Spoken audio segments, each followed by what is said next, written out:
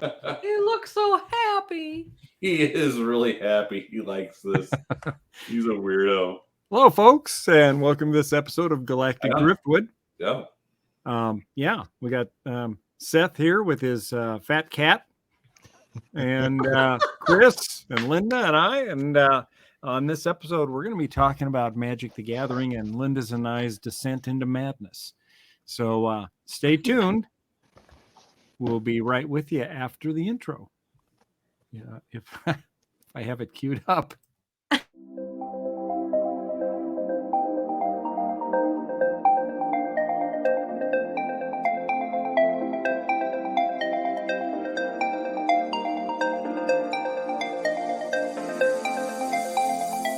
Welcome, sentient beings from all known universes and beyond. It's time to activate your cranial downlinks and prepare to receive a raft of discussion on a cosmic ocean of science fiction and fantasy topics, interviews with local area genre devotees, and insightful prognostication by our soothsayers of science fiction, our forecasters of fantasy, and any other beings that happen to get caught in our gravity well. This is the Galactic Driftwood Podcast.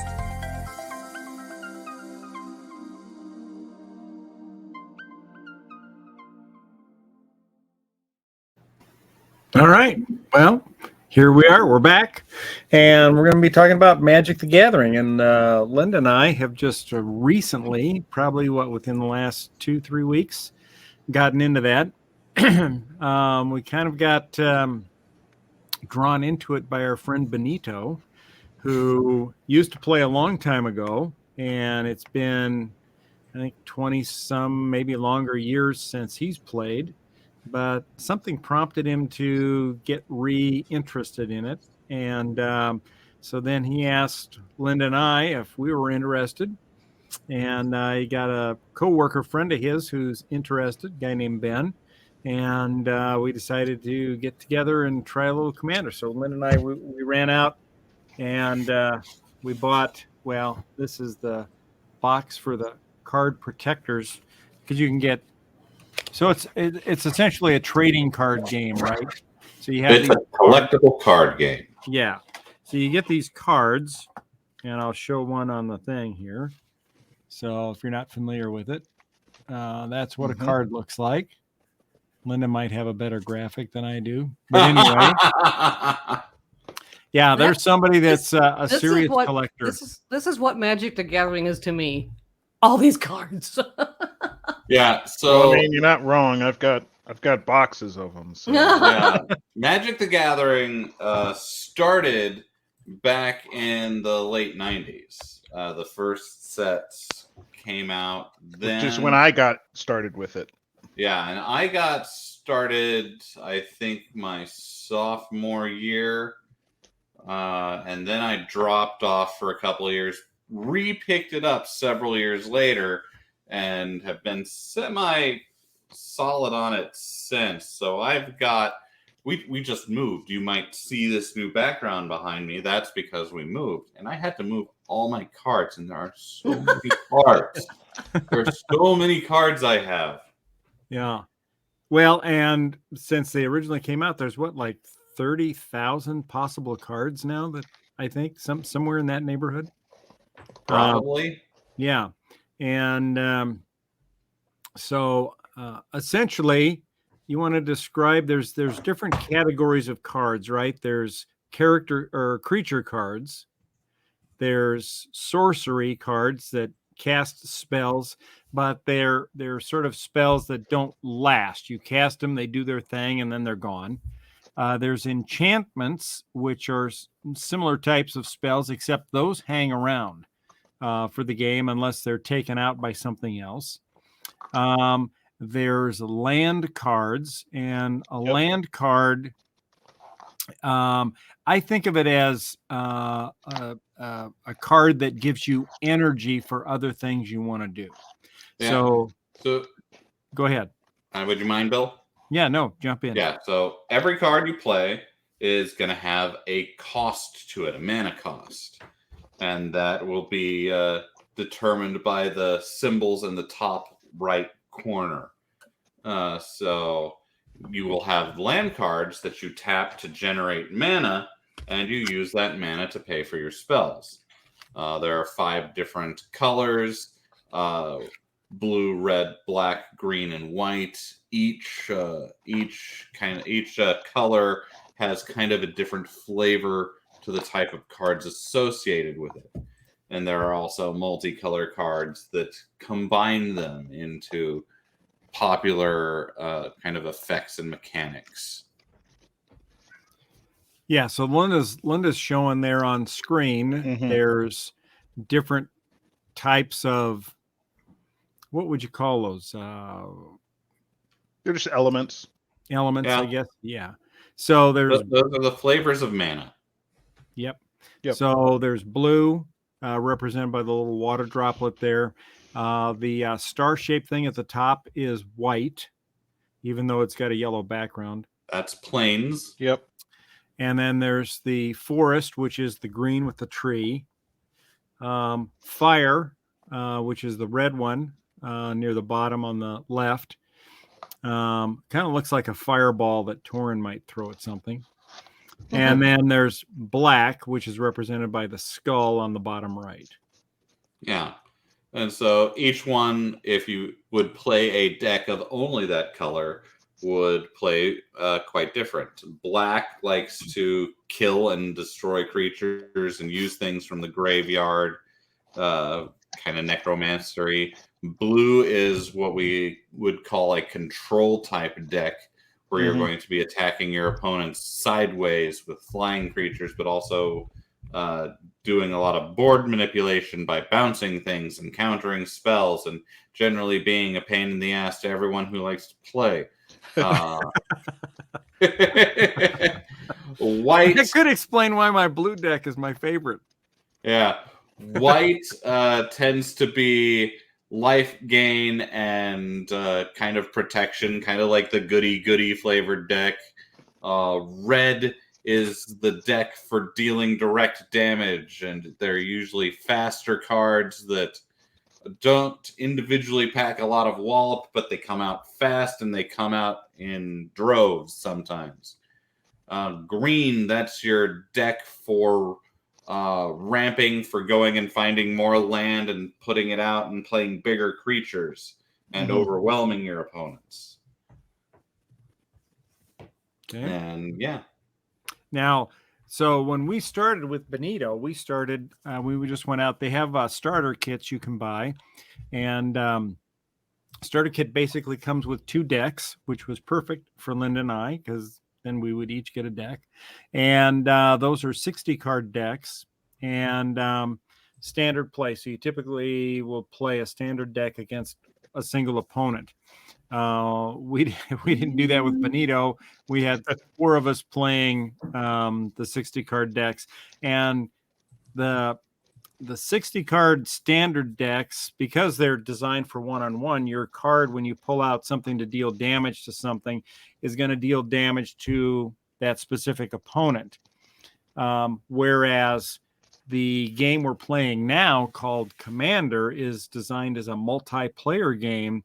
And so you'll pull out cards that are specifically designed to impact all the other players at the table, not just your target player.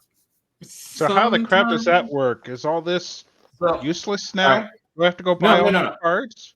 No. So let me explain a bit. There's a bunch of different play styles or formats to Magic. Bill described 2 of them. One of them was standard. Standard specifically means you're using a 60 card deck, and it has to be from the most recent block of sets. So that's kind of what standard means in the game. And yeah, it is more generally a one-on-one type of situation.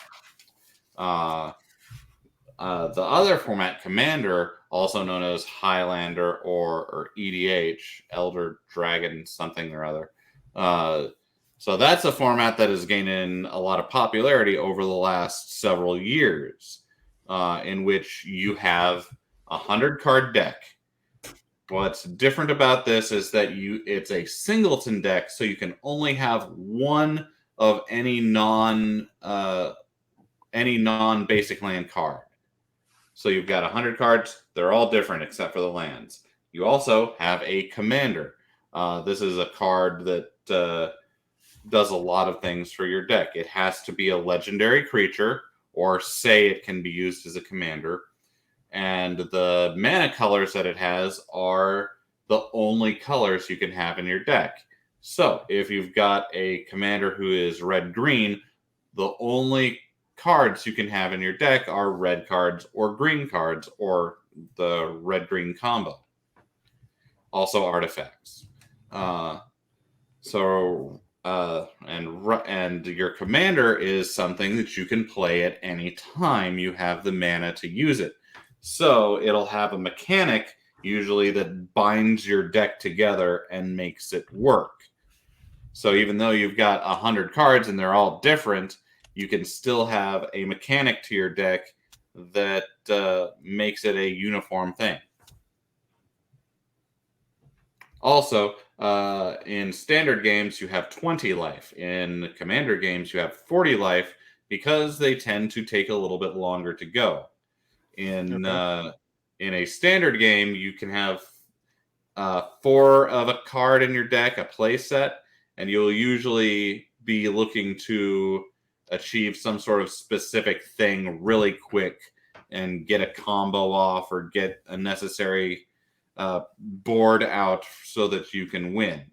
In Commander, since you can't really count on those combos just like hitting immediately, it's designed over more turns, so you've got more life to burn, and you don't have to worry about getting this exact thing you need in hand right away. You can just play the game, really, and see what you draw. So, and what was kind of confusing to me was the idea of the commander, because the commander has the mana cost to cast it, but that's different from the card's color identity, right? The card's color identity is made up of the mana that's used to cast it. But also, if there's any other mana symbols on the card, you can include those. Right. So if you've got, let me just pull out a card, for example, so I can show people what I'm talking about here. If I can find a card that's got some mana on it. I mean, usually that's more obscure. Yeah, I don't know. So you can see up in the corner there, won't focus, up in the top right, green. Yep. So he's green, and he doesn't have any other colors on the card. There, you've got one, right? So, yeah, that's a good shot. So that's a white. So that's got white mana cost. So 2 of any color plus a white color, white plains, right? Land. Yeah. And then are there any other color symbols on that card? No. Okay. So sometimes down in the text below, there might be some other colors down there. Yes. And tell you that you can do other stuff. So as long as there's other colors on the card, those could be in your deck, as I understand it. I think so, yes. But I'm not a judge. Mark could probably tell you better, who we tried to get on the show, but unfortunately he's down with the Rona, so we wish him well. Right. Yeah, sometimes you have other colors in the commentary. Do the focus thing. Yeah, I can't focusing. See it. Go down a little bit. Anyway, there are some exceptions to the color rule, but generally in Commander, your deck is limited to those cards of that color in the top mana cost. Focuses for like 2 minutes and then decides not to focus anymore. Computers can't live with them.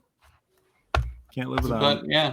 So are you guys enjoying getting started thus far?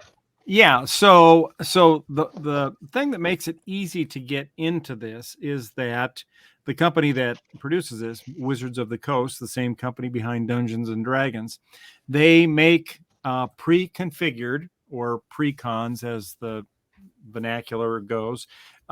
Decks of 100 cards. You've got a single commander in there. You've got You've actually 100... got 3 different commanders in there. Yeah, and then you've got every other card in there is a unique card. There's no duplicate cards in there except for your lands, of course. And so you can buy these pre-configured sets. There's actually Dungeons and Dragons sets. There's new sets like Seth, you just purchased Streets of New Capenna, which is sort of a 1920s style of artwork on the cards, whereas the Dungeons and Dragons cards have Dungeons and Dragons creatures on them.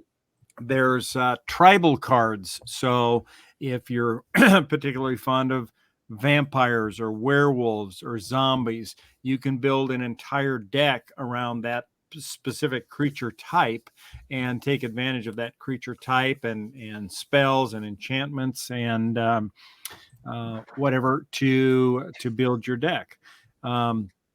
So anyway, getting into it is very easy because you can buy these pre-configured decks. They're ready to play. You can just sit down with other players and go. Now, if you're going to, you probably wouldn't want to buy one of these decks and go to a serious competition because there's a lot of players that will build their own decks. And of course, Linda and I are nowhere near that yet because we're still trying to figure out the game. And there's a lot of strategy to it as to when you play cards and ways to increase the amount of mana you have faster, mana ramp, I think they call it, so that you can increase the energy you have to cast things that require more energy faster.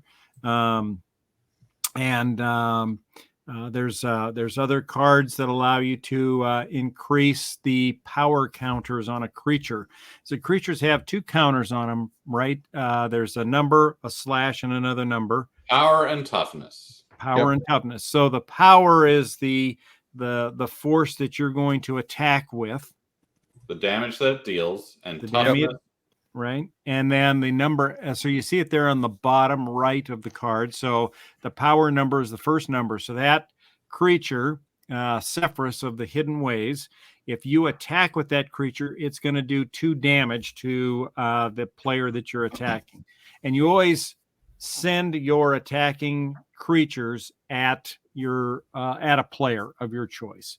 And then that player decides what they're going to defend with. So if for example, Linda was attacking me with a creature that had a toughness of 2, I could try to defend against that with Sephiroth of the Hidden Ways, and Sephiroth can defend, has a toughness of 3. So if Linda's attacking me with a 2 and I defend with a 3, I'm going to defeat Linda's creature, right? Yep. You will do. So the way that works, so she's attacking you with a 2/2. You are defending with a 2/3. You will deal 2 damage to her. She only has 2 toughness on that creature, so her creature will die. She's attacking you with a 2 power creature, and you have 3 toughness on the creature you defend with, so you will have 1 toughness left, and that creature will live. Right. And then at the end of the turn, all that toughness comes back, right? Yeah. So it's only for that particular combat session that you lose points. So if your creature doesn't die that session... Yeah, it's till the end of turn. So if she would deal 1 more damage to that creature, she would kill it. Right. And so she could defend with 2 She on could. 1 creature, right? To take it out if she wanted to. Yeah.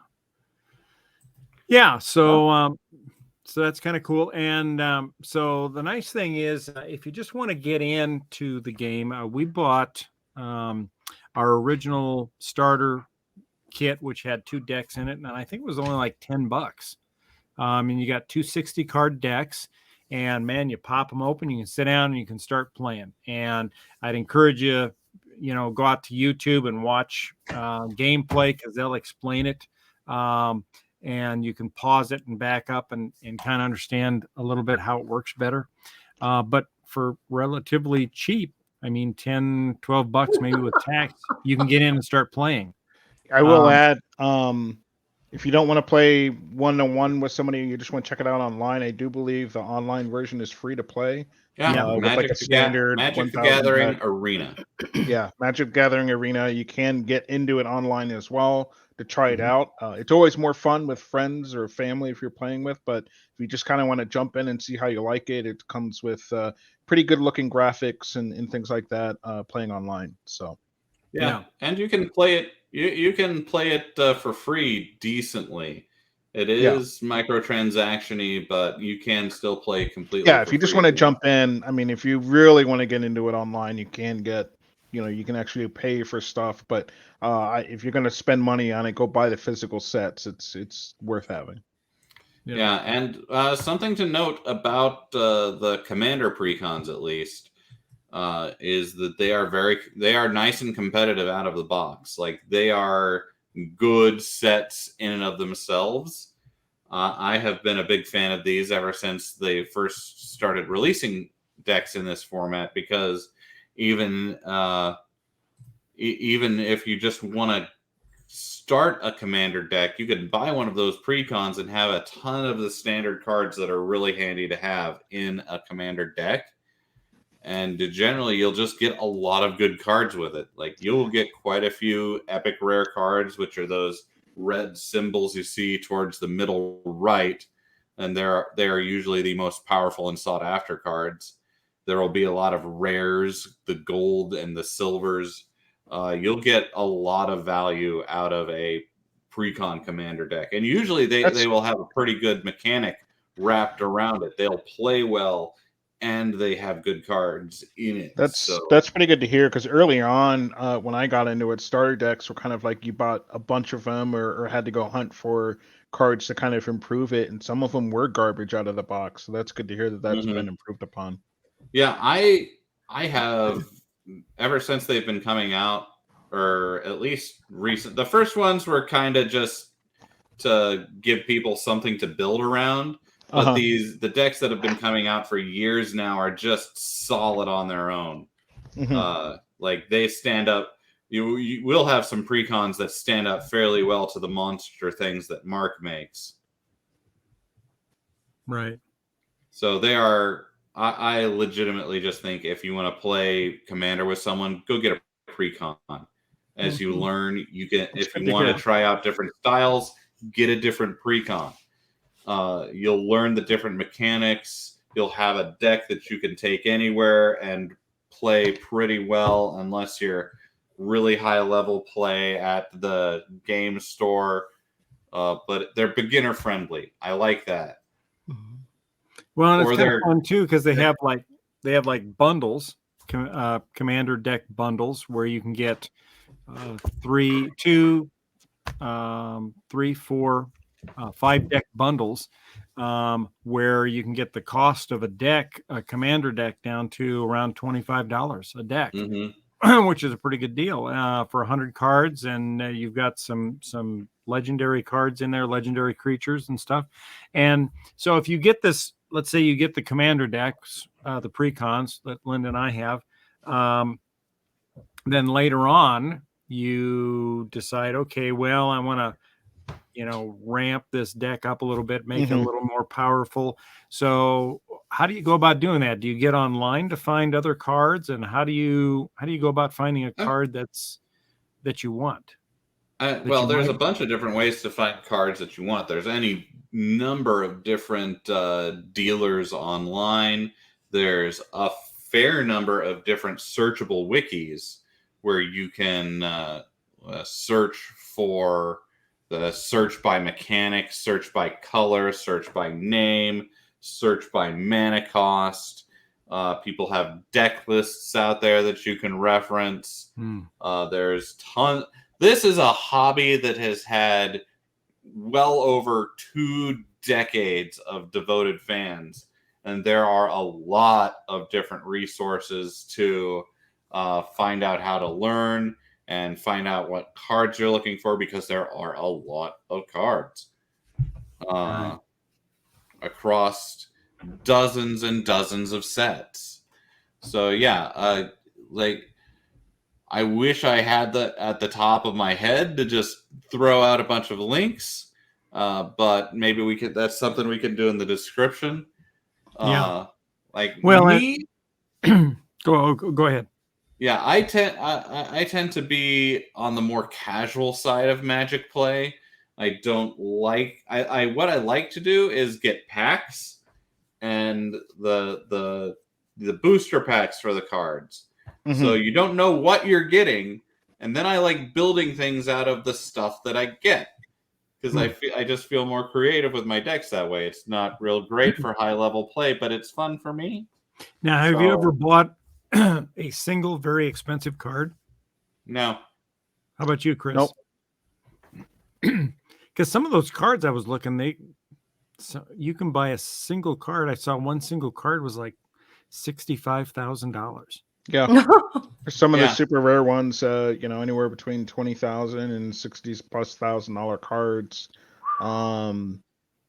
Yeah, it gets a little bit nuts. And I mean, everyone has a collector's kind of thing. It's no different than the Pokemon cards out there, and finding a Charizard or something like that. But it is what it is. But you can get pretty nuts with it, just like any other kind of collector playing game. So, or card game. So, yeah, I never thought to do that though. I don't think I'd spend more than heck maybe $5 on something if I really wanted it for some reason and it was just hard to find out of a pack. Yeah.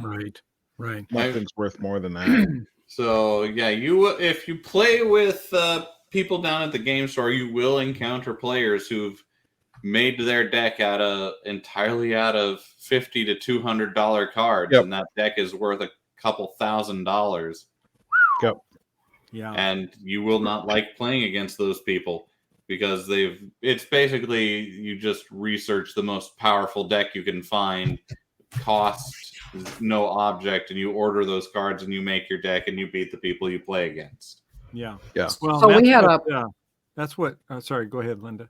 We had a couple of our friends went to a Magic the Gathering convention. Yeah, it was regional convention in Indianapolis, and they ran into some. He said for the most part, one of them was a beginner, and of course, Mark, he's like competition ready. But the beginner, so he said people were, depending on, you sit down and you decide who you're playing with and what your skill set is. And then like a lot of them will say, well, I'm going to grab one of my easier decks then because you're fairly new. So, but I mean, it sounds like it's something that people really learn a lot from each other when they play. Yeah. But and you'll be playing someone and they'll like play a card you've never seen before. And you'll just be like, I know the deck I have that belongs in. Oh my God.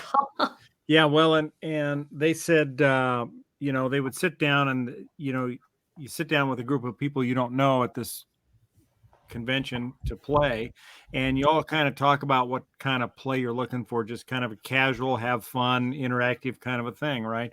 And so they sat down at this one table, and that's the general discussion. Everybody's like, yeah, that's what we want to do.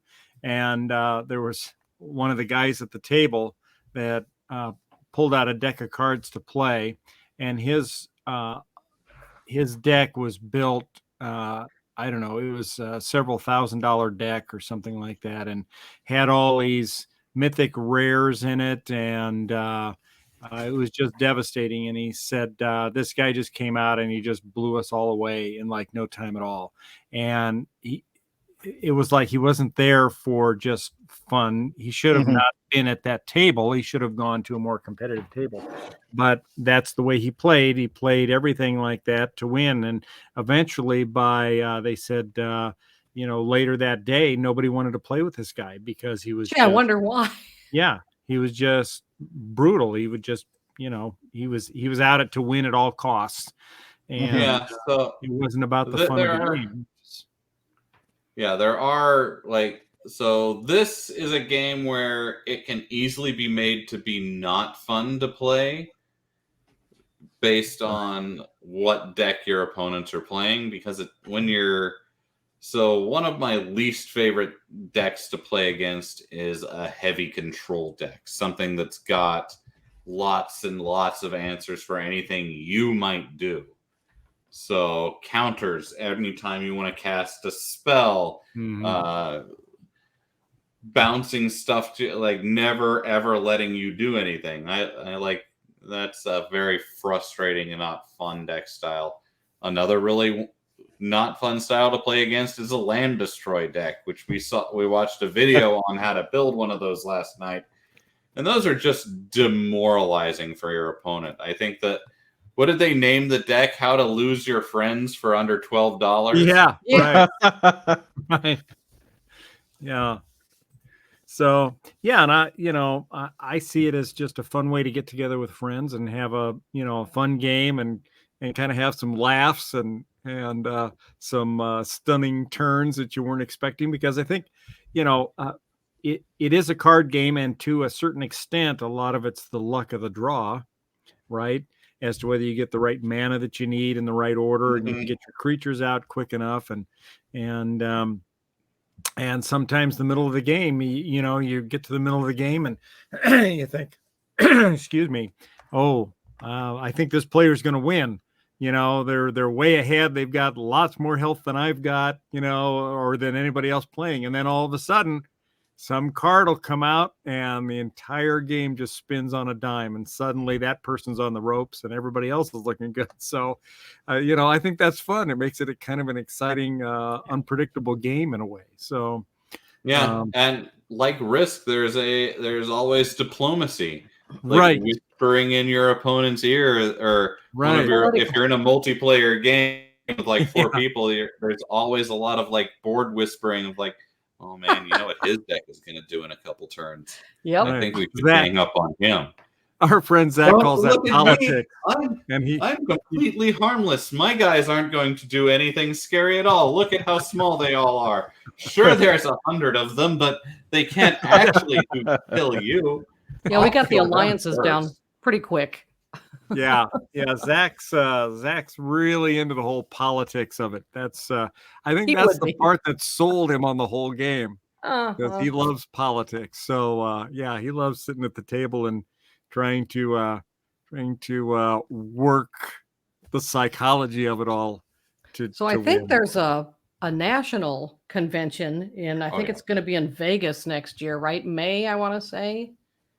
Yeah, and they're planning to go. I know Zach and Mark are planning to go to that. So yeah, so they have national conventions, and you can go to those. You can even cosplay if you want to, your favorite character. Right. And there are a lot of characters. God. Yeah, with 30,000 cards possible. I'm gonna verify that fact. How many? Let me look that up. So yeah, I'd be surprised if it was just 30,000, but maybe it's not that much. Something that's changed since the beginning of Magic and the way it's kind of evolved is that now there is a multiverse of which D&D is a part of in Magic. Of course, Multiverse. Says they're around. In this, it actually makes a lot more sense, because it lets them, like, every block is a different style and different artwork. So they have the Innistrad set, which is set on the plane of Innistrad, and that's a horror-themed set.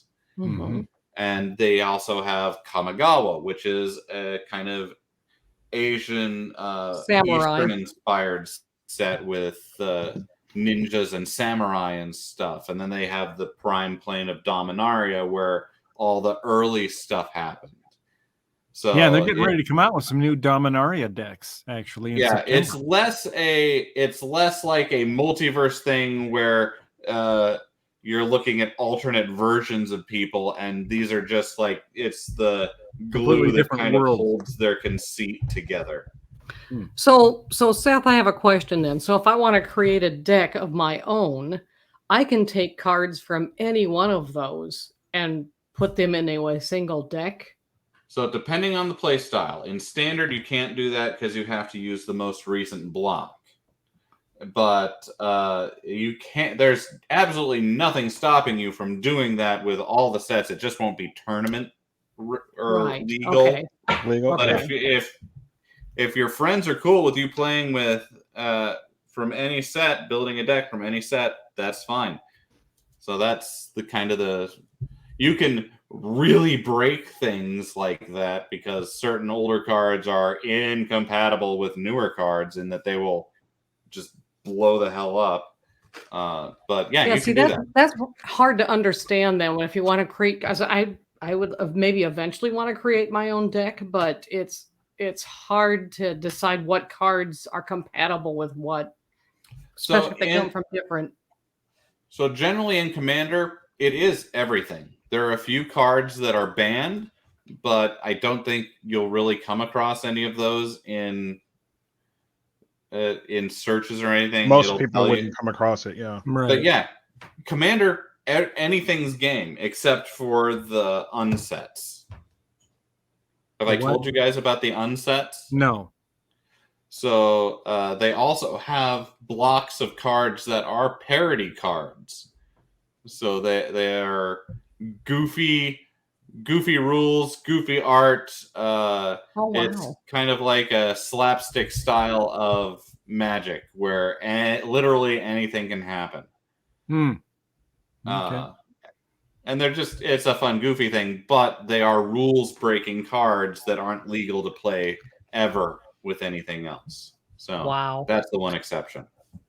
So I found, according to this, it says there's almost 50,000 total unique English language Magic cards when separately counting cards with unique printings. If you add in foil variants, there's almost 80,000. Yeah, I figured it was a bunch. Yeah. Mm-hmm. Yeah, that's pretty amazing. So plenty of stuff to choose from. And the art on a lot of these cards is really awesome. Amazing. I mean, yeah. It's pretty cool. And you can also find play mats. Lynn and I picked up some play mats. Here's one of Linda's that you can put down on a table. And you probably can't hear me talking behind the mat. Put your cards. Yeah. So you use that, put that down on a table. And, because if you're going to a game store, you don't maybe know how clean the table is, but this keeps your cards clean and on a surface that you can control. Here's a play mat I got.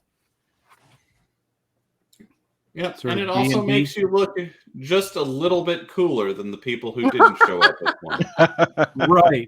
Right. And they've got all kinds of stuff. You can also get fancy boxes for your cards. Put your cards in. And these are designed to hold the Commander cards. And it's got a couple of handholds there, so they're easy to pull out, theoretically. But you can also go on the cheap. I can't remember. These were like maybe $15, something like that. You go on the cheap and just get the old style boxes. Yeah. And if you want to make it look cool, you just do your own little drawings. Or something. Nice.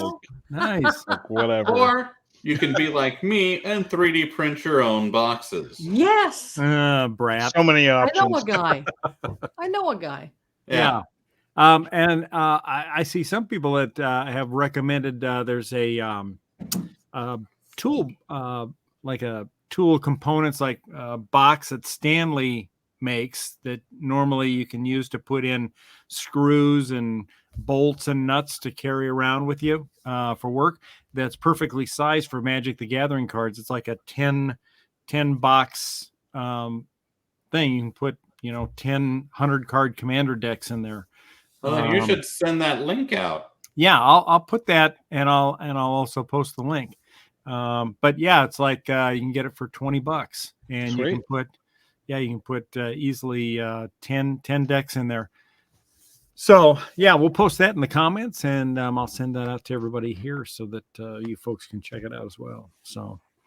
All right. Well, I think that's it. I hope if you guys found this interesting, you'll get out there and give Magic the Gathering a try. If you buy a deck, you can also go to your local game store because a lot of them will have game nights during the week. I know our store here has the one that's closest to where Lynn and I live here in Omaha. They have Magic the Gathering game nights on Tuesdays and Sundays. So you can go there. Just find a random group of people to start playing with. You just sit down and kind of talk about what your play style is, if you're new or whatever, and they'll work with you and start getting you up to speed on it. So that's a great way to kind of break into it and figure out what's going on. So check it out. Let us know if you like it and what you think, and if you're having fun playing it. Seth, did you have something you wanted to add?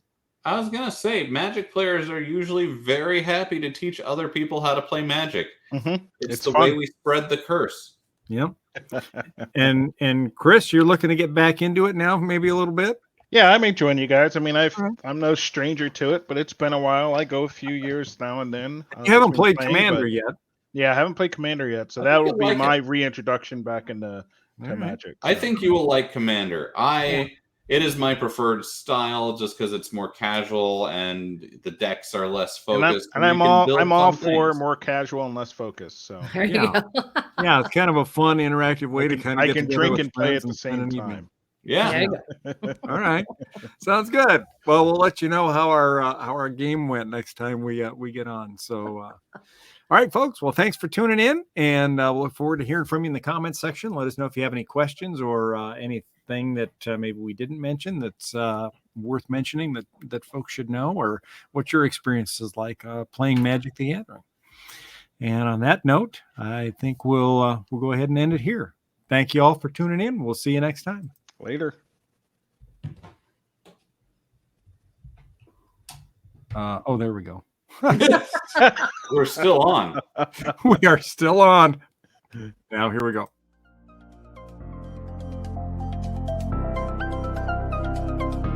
Thanks for listening to this episode of the Galactic Driftwood podcast. For more information and past episodes, please visit our website at galacticdriftwood.space or subscribe to us on YouTube. And now, please deactivate your cranial downlinks, collect your towels, and be sure to watch your step as you exit our gravity well.